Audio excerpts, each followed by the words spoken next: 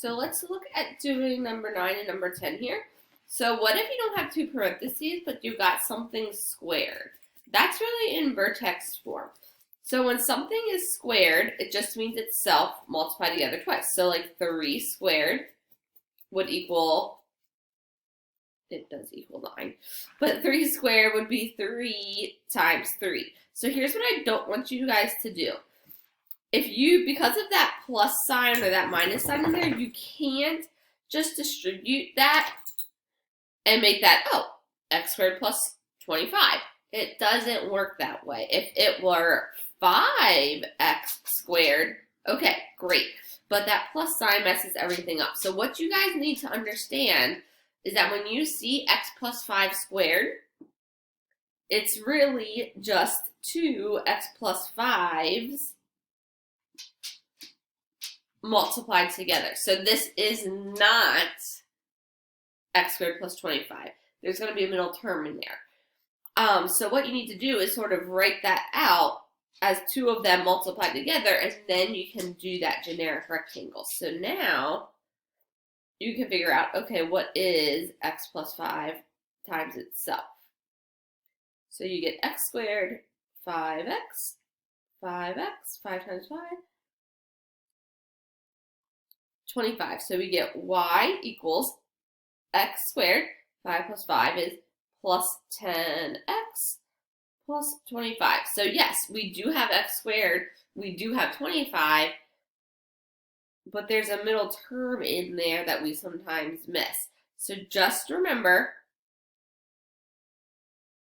that when you see something squared, it's itself multiplied together twice. So it's two of them being multiplied together. So you have to physically do that multiplication. There's not a shortcut there. So let's look at number 10. 3 times x plus 6 squared minus 5. So there's a couple steps here, but first let's write x plus 6 squared as 2x plus 6 is multiplied together.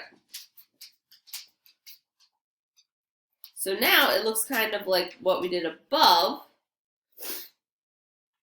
with the two sets of parentheses with that number in the front. So remember that 3 just goes into one set of parentheses, used once and done.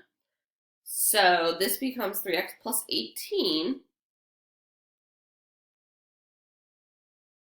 still times x plus 6, and that minus 5 is just going to hang out there for right now. So you guys can do the generic rectangle for 3x plus 18 times x plus 6. So 3x times x, 3x squared, 3x times 6, 18x, 18 times x, 18x, 18 times 6, 108. So your generic rectangle for multiplying these parts together will be 3x squared, 18 plus 18 is 36x plus 108.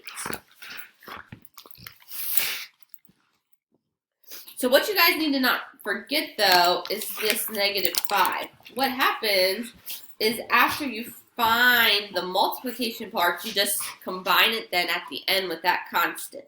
So your equation in standard form will be 3x squared plus 36x plus 103. So there's a lot of parts to that one, but idea is still the same from the rest. So just remember, if you see a problem with a squared in it, so like number 9 or number 10, where you have that squared exponent, you can't just square what's on the inside. It's physically two of them multiplied together. So just keep that in mind when you guys get to a problem with those in it when you're trying to write them in standard form.